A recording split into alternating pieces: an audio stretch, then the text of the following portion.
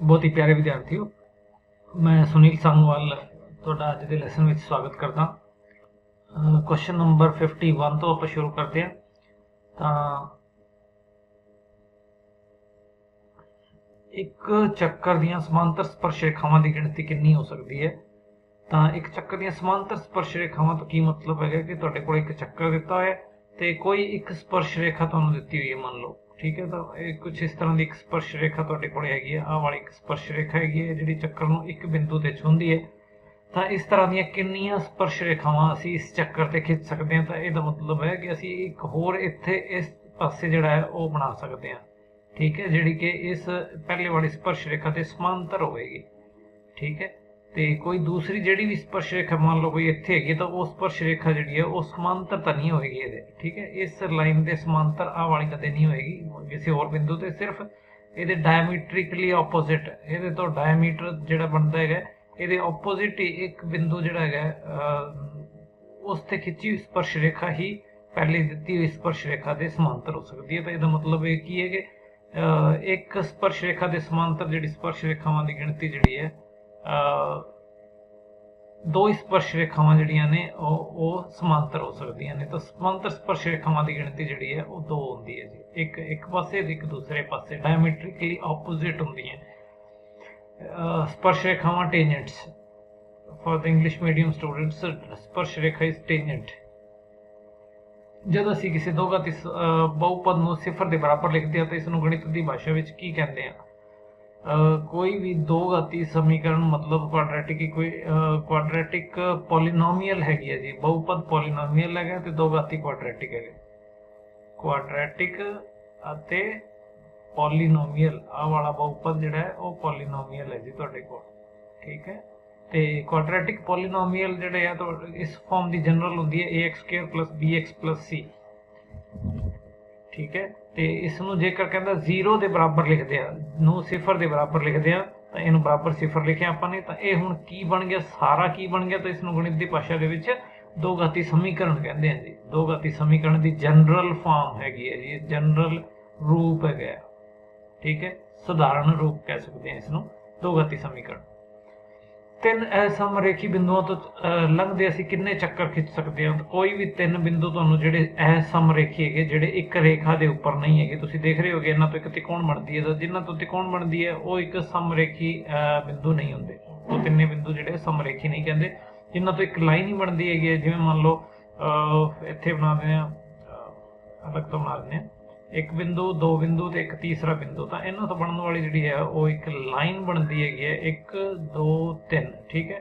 तो इस तरह के बिंदुओं को समरेखी कहा जाता है, एको रेखा के उपर होण समरेखी, कोलीनियर इंग्लिश दे लई। ते जिहड़े कोलीनियर नहीं है, समरेखी नहीं है, तो उन्होंने नॉन कोलीनियर जां फिर असमरेखी बिंदु कहते हैं जी, असमरेखी बिंदु, ठीक है। तो किन्ने चक्कर खिंच सकते हैं? इन्हां तीन बिंदुआं ए बी सी दे विचों लंघण वाले किन्ने चक्कर असीं खिंच सकते हैं? तो इन्हां दे विचों सिर्फ ते सिर्फ इक्को ही चक्कर जिहड़ा है वो बनाया जा सकता है जी। कित्थे जी बन जाएगा, तुसीं थोड़ा जिहा शायद इस तरह, ठीक है।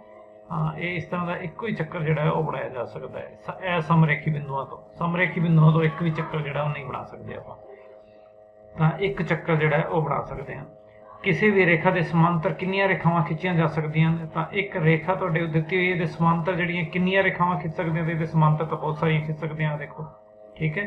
तो ये सारियां जिहड़ियां ने समांतर बनाईयां, किहड़ी रेखा दे इस दे समांतर जिहड़ियां ने ये सारियां बना दित्तियां। तो अणगिणत खिंचियां जा सकदियां, किन्नियां खिंच लईए आपां, जिन्ना मर्जी चाहिए आपां उन्नियां रेखावां जिहड़ियां ने वो खिंच सकदे हैं। तो इस तो अगे अपने कोल क्वेश्चन, कोई भी रेखा जो दो रेखावां नूं वख-वख बिंदुआं ते कटदी होवे नूं की कहंदे आ? कोई भी रेखा जो दो रेखावां नूं वख-वख बिंदुआं ते कटदी होवे, कोई भी दो रेखावां पैरेलल होणियां, इन्हां दा जरूरी नहीं है, मैं एवें बना देना, ठीक है। हुण ये समांतर नहीं हैगियां, तां एक तीसरी रेखा जिहड़ी हैगी है आह वाली, ठीक है, इस जिहड़ी विचाले हाईलाइट की हुई है, जिहड़ी ज़्यादा जिन्हों वारी वाया मैं, इस लाइन नूं की कहंदे आ? तो इस लाइन नूं काटवीं रेखा कहते हैं जी, काटवीं रेखा, ठीक है। इंग्लिश के लिए इंटरसैक्टिंग लाइन, इंटरसैक्टिंग लाइन, ठीक है। तो एक 8वीं रेखा होंदी है जी। किसी चक्कर दे किन्ने स्पर्श बिंदु हो सकते हैं, किसी चक्कर दे किन्ने स्पर्श बिंदु हो सकते हैं। तो स्पर्श बिंदु पहला हुंदा की है, तो स्पर्श रेखा जिहड़ी हैगी है, कोई चक्कर है इहदे ते कोई स्पर्श रेखा बनानी है तो कुछ इस तरह की बनती है तुहाडे कोले, ठीक है। तो ये स्पर्श रेखा है जी जिहड़ी एक बिंदु ते छू के लंघदी है इस चक्कर नूं।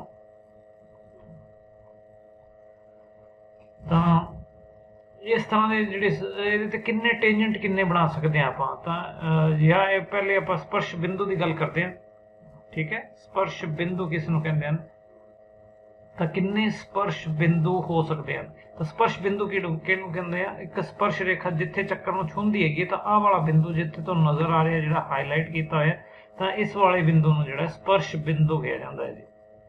स्पर्श बिंदु, point of contact, point of contact, contact CONTACT, ठीक है।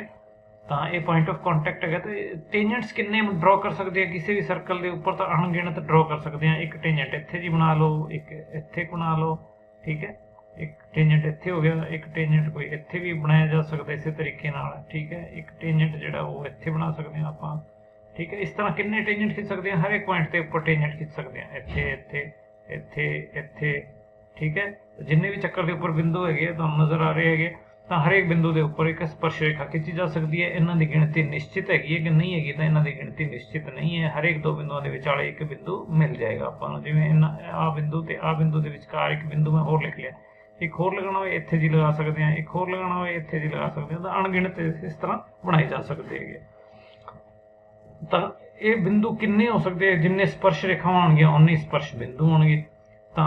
तो स्पर्श रेखावां की गिणती अणगिणत है, इस करके स्पर्श बिंदुओं की गिणती भी जिहड़ी है आप सीगा तुहाडे कोल किन्ने स्पर्श बिंदु हो सकते हैं, तो अनेक हो सकते हैं, अणगिणत हो सकते हैं। अगला सवाल, चक्कर के किसी एक बिंदु से कितनी स्पर्श रेखावां खिंचियां जा सकदियां हैं। तो किसी एक बिंदु, मान लो आई बिंदु है तुहाडे कोल, इत्थे कितनी स्पर्श रेखावां खिंच सकते हैं, तो एक ही खिंच सकते हैं। कोई दूसरी कोई स्पर्श रेखा इस बिंदु से नहीं होगी, फिर वो किसी होर बिंदु से होगी। जिवें मान लो आह वाली स्पर्श रेखा हैगी है, तो ये किसी होर बिंदु से हैगी है स्पर्श रेखा, ठीक है। तो एक बिंदु से एक ही स्पर्श रेखा असीं खिंच सकते हैं। तो इसका जवाब जिहड़ा वो एक है। दो घाती समीकरण का म्यारी रूप की है। दो घाती समीकरण का म्यारी रूप, standard form of quadratic equation आपां हुणे पर लिख के आए हैं, ax² + bx + c = 0। तो ये जिहड़ा वो सिफर नहीं होना चाहिए। ये जिहड़ा बहुत इंपॉर्टेंट है। क्यों है, क्योंकि जेकर a 0 होएगा, तुसीं देखोगे इत्थे 0 रखांगे तो 0 × x² ते सारा 0 हो जाएगा, आह वाली टर्म 0 हो जाएगी। तो टर्म 0 होने का मतलब है कि अपने को सिर्फ की बच जाएगा, फिर bx + c = 0 बच जाएगा, जो कि एक रेखी समीकरण हो जाएगी दो घाती समीकरण की बजाय। तो आ रेखी समीकरण है जी, रेखी समीकरण, ठीक है। तो रेखी समीकरण जिहड़ा है ये नहीं चाहिए आपां नूं, की चाहिए दो घाती समीकरण चाहिए सी। दो घाती समीकरण जिहड़ी है वो ए होएगा, ax² वाली टर्म होएगी, आ वाला होएगा इस समीकरण दे विच, तां ही जिहड़ा दो घाती समीकरण बनेगी। तो आ कदों होएगा, जदों ए गैर सिफर होएगा तां होएगा, जे ए सिफर हो गया तो ये बाहर हो जाना। नैक्सट सम ते आउंदे आ, जेकर दो त्रिभुजां सरवंगसम होण तां उन्हां दीआं किन्नियां संगत भुजावां ते किन्ने संगत कोण बराबर होणगे। तां दो त्रिकोण सरवंगसम होणगे तां उन्हां दीआं तीन भुजावां ते तीन कोण जिहड़े वो बराबर होणगे। तीन भुजावां तीन कोण, ठीक है। तो सरवंगसम होने का मतलब ही यही है। सरवंगसम होने का मतलब यही है कि दो त्रिकोण जिहड़ियां ने इक्को जिहियां ने, ठीक है। अगला सम है, किसी दिते त्रिभुज के समरूप त्रिभुज की रचना करने लई सानू की पता होना चाहिए है। तो समरूप त्रिभुज की रचना करने दे लई की है कि सानू एक स्केल गुणांक की लोड़ है, मतलब कितना वड्डा करना है या कितना छोटा करना है, उसनूं आपां स्केल गुणांक कहंदे आ, ठीक है। जूम फैक्टर जिवें हुंदा है ना, जूम कोई चीज़ नूं कितना जूम करना है, देखो जूम किस तरह हो रहा है, आ देखो जूम हो रहा है जी, ठीक है। ये जूम इन है, इसी तरीके नाल ये जूम आउट है, ठीक है। इस तरीके नाल जिहड़ा वड्डा छोटा जिहड़ा आपां बना सकते हैं त्रिकोणां नूं।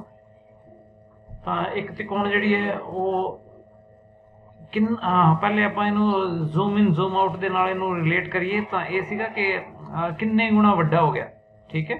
आह वाला सैगमेंट है, तो इहनूं जिहड़ा है आपां देखोगे तुसीं इहनूं सेंटीमीटर नाल अपने स्केल दे नाल माप लेना है। ਤੇ ਤੁਸੀਂ ਥੋੜਾ ਜਿਹਾ ਇਹਨੂੰ ਮੈਂ ਵੱਡਾ ਕਰ ਦਿੰਦਾ ਤਾਂ ਤੁਸੀਂ ਦੇਖੋਗੇ ਕਿ ਇਹਦੀ ਲੰਬਾਈ ਜਿਹੜੀ ਹੈ ਉਹ ਤੁਹਾਨੂੰ ਹੁਣ ਸਕੇਲ ਦੇ ਨਾਲ ਮਾਪੋਗੇ ਤਾਂ ਇਹ ਵੱਡੀ ਨਜ਼ਰ ਆਵੇਗੀ, ਵੱਡੀ ਮਾਪ ਦਿਖੇਗਾ ਤੁਹਾਨੂੰ ਸਕੇਲ ਦੇ ਉੱਪਰ। ਠੀਕ ਹੈ, ਤਾਂ ਇਹ ਜਿਹੜਾ ਸਕੇਲ ਫੈਕਟਰ ਹੈਗਾ ਪਹਿਲੇ ਨਾਲੋਂ ਕਿੰਨੇ ਗੁਣਾ ਵੱਧ ਗਿਆ। ਜੇ ਮੰਨ ਲਓ ਪਹਿਲਾਂ ਜਿਹੜਾ ਉਹ 1 ਸੀਗਾ, ਇੱਥੇ ਜੇਕਰ 1 ਸੀਗਾ ਤੇ ਇੱਥੇ ਜੇ ਦੁੱਗਣਾ ਹੋ ਗਿਆ ਤੁਹਾਡੇ ਕੋਲੇ ਤਾਂ 2 ਗੁਣਾ ਸਕੇਲ ਫੈਕਟਰ ਜਿਹੜਾ ਹੈਗਾ ਜਾਂ ਜ਼ੂਮ ਫੈਕਟਰ ਜਿਹੜਾ ਹੈਗਾ ਉਹ 2 ਟਾਈਮਸ ਹੈਗਾ। ਠੀਕ ਹੈ,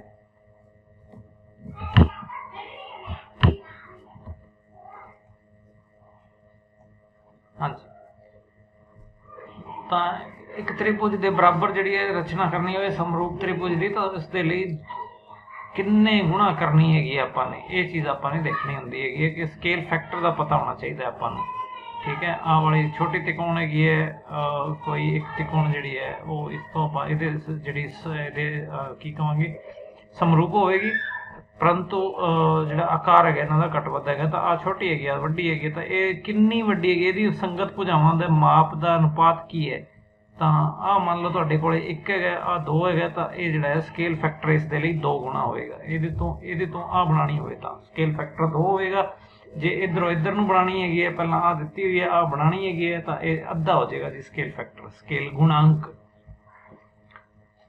ਚੱਕਰ ਵਿੱਚ ਵੱਧ ਤੋਂ ਵੱਧ ਕਿੰਨੀਆਂ ਵਤਰਾਂ ਖਿੱਚੀਆਂ ਜਾ ਸਕਦੀਆਂ ਹਨ, ਤਾਂ ਅਨੰਤ ਜਾਂ ਅਨੇਕ ਖਿੱਚੀਆਂ ਜਾ ਸਕਦੀਆਂ ਹਨ। ਆਪਾਂ ਨੇ ਪਹਿਲਾਂ ਵੀ ਗੱਲ ਕੀਤੀ ਹੈ ਕਿ ਚੱਕਰ ਦੇ ਉੱਪਰ ਸਪਰਸ਼ ਰੇਖਾਵਾਂ ਦੀ ਗਿਣਤੀ, ਇੱਥੇ ਦੇਖੋ ਜਰਾ ਕਿੰਨੇ ਆਪਾਂ ਨੇ ਚੱਕਰ ਜਿਹੜੇ ਉਹ ਬਣਾਏ ਸੀਗੇ, ਤਾਂ ਅਨੇਕ ਚੱਕਰ ਜਿਹੜੇ ਆ ਉਹ ਬਣਾਏ ਜਾ ਸਕਦੇ ਹੈਗੇ, ਕੋਈ ਦਿੱਕਤ ਨਹੀਂ ਹੈਗੀ।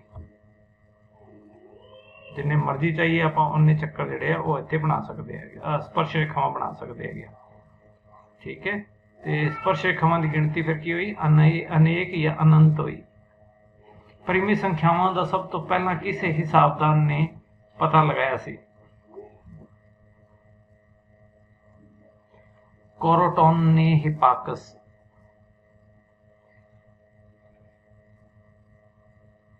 ਇਸ ਤੋਂ ਅੱਗੇ ਸੰਭਾਵਨਾ ਦੀ ਧਾਰਨਾ ਦਾ ਵਿਕਾਸ ਕਦੋਂ ਹੋਇਆ, 1654 ਈਸਵੀ ਵਿੱਚ ਜਿਹੜਾ ਹੈ ਉਹ ਇਸ ਦੀ ਧਾਰਨਾ ਦਾ ਵਿਕਾਸ ਹੋਇਆ।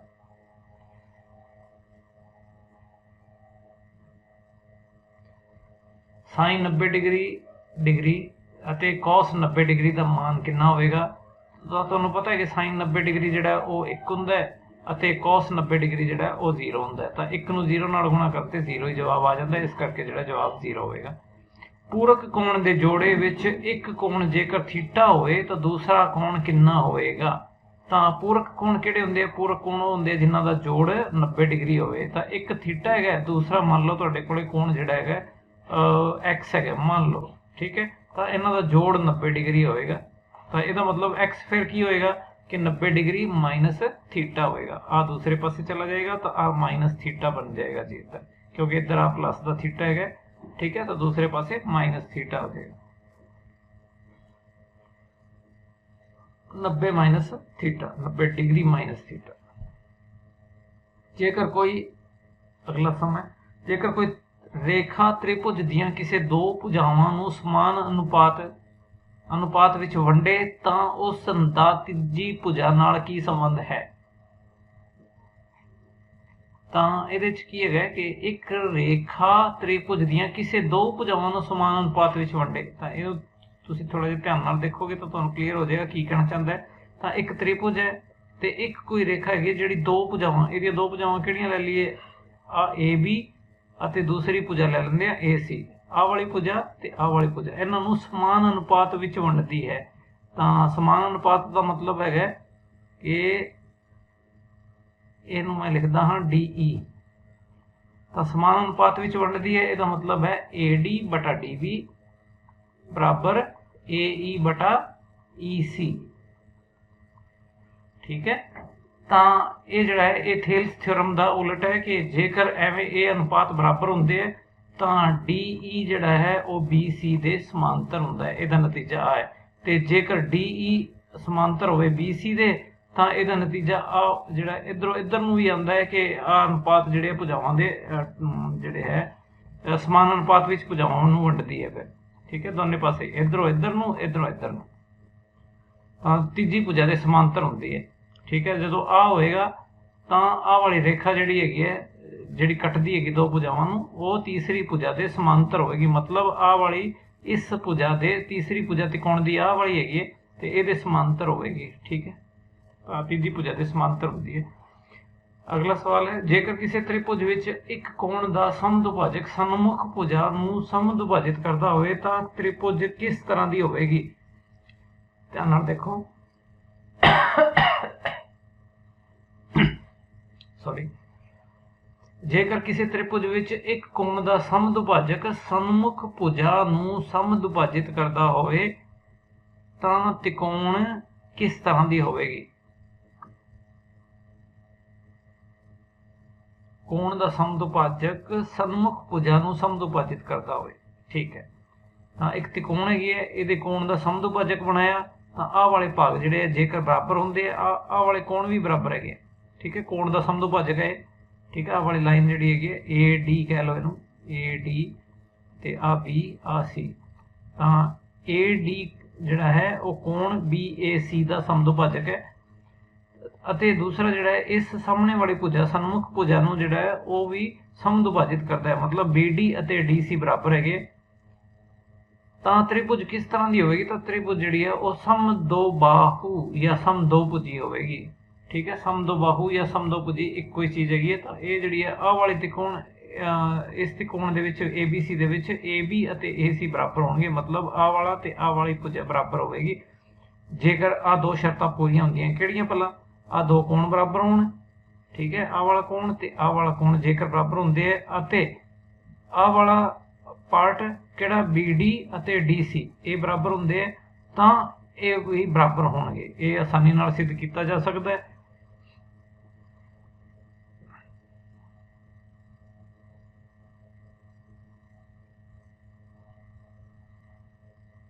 ਕਾਰਟੀਜਨ ਸਮਤਲ ਵਿੱਚ ਕਿਸੇ ਬਿੰਦੂ ਦੀ ਸਥਿਤੀ ਨਿਰਧਾਰਿਤ ਕਰਨ ਵਾਲੀ ਲੇਟਵੀਂ ਰੇਖਾ ਦਾ ਕੀ ਨਾਮ ਹੈ? ਤਾਂ ਲੇਟਵੀਂ ਰੇਖਾ ਜਿਹੜੀ ਹੈ ਉਹ ਇਸ ਤਰ੍ਹਾਂ ਵਾਲੀ ਜਿਹੜੀ ਹੈਗੀ ਹੈ, ਠੀਕ ਹੈ। ਹੌਰੀਜ਼ੌਂਟਲ ਲਾਈਨ ਜਿਹੜੀ ਹੈਗੀ ਹੈ ਉਹਦੀ ਗੱਲ ਕਰ ਰਹੇ। ਹੌਰੀਜ਼ੌਂਟਲ ਲਾਈਨ ਜਿਹੜੀ ਹੈਗੀ ਹੈ ਉਹ ਆਪਣੇ ਕੋਲੇ ਐਕਸ ਐਕਸਿਸ ਦਾ ਕੰਮ ਕਰਦੀ ਹੈਗੀ, ਐਕਸ ਐਕਸਿਸ ਲੈਂਦੇ ਆ ਜੀ ਉਸਨੂੰ, ਠੀਕ ਹੈ। ਹਾਂ, ਇਹ ਐਕਸ ਤੁਰਾ ਹੁੰਦਾ ਜੀ, ਐਕਸ ਐਕਸਿਸ ਜਾਂ ਐਕਸ ਤੁਰਾ। ਅਗਲਾ, ਚੱਕਰ ਦੀਆਂ ਜੀਵਾਵਾਂ ਦੇ ਲੰਬ ਸਮਦੁਭਾਜਕ ਕਿਸ ਬਿੰਦੂ ਤੋਂ ਹੋ ਕੇ ਗੁਜ਼ਰਦੇ ਹਨ? ਚੱਕਰ ਦੀਆਂ, ਆਹ ਚੱਕਰ ਹੈਗਾ ਤੁਹਾਡੇ ਕੋਲੇ, ਠੀਕ ਹੈ। ਤੇ ਇਸ ਦੀਆਂ ਜੀਵਾਵਾਂ ਦੇ ਲੰਬ ਸਮਦੁਭਾਜਕ, ਕੋਈ ਜੀਵਾ ਹੈਗੀ ਹੈ ਤੇ ਇਹਦਾ ਲੰਬ ਸਮਦੁਭਾਜਕ, ਲੰਬ ਸਮਦੁਭਾਜਕ ਦਾ ਮਤਲਬ ਇਹਦਾ ਮਿਡ ਪੁਆਇੰਟ ਲੈਣਾ, ਠੀਕ ਹੈ। ਤੇ ਇੱਥੇ ਕੀ ਕਰਨਾ ਹੈ ਆਪਾਂ ਨੇ 90 ਡਿਗਰੀ ਦਾ ਕੋਣ ਬਣਾਉਣਾ ਹੈ। 90 ਡਿਗਰੀ ਦਾ ਕੋਣ ਬਣਾਇਆ ਜੀ, ਆਹ ਵਾਲਾ 90 ਡਿਗਰੀ ਦਾ ਕੋਣ ਹੋ ਗਿਆ ਜੀ, ਇੱਥੇ ਬਣਦਾ ਹੈ 90 ਡਿਗਰੀ ਦਾ ਕੋਣ ਤੇ ਆਹ ਵਾਲੇ ਦੋ ਭਾਗ ਬਰਾਬਰ ਹੈਗੇ, ਠੀਕ ਹੈ। ਜੀਵਾ, ਆਹ ਵਾਲੀ ਜੀਵਾ ਹੈਗੀ ਹੈ, AB ਇੱਕ ਜੀਵਾ ਹੈ, ਠੀਕ ਹੈ।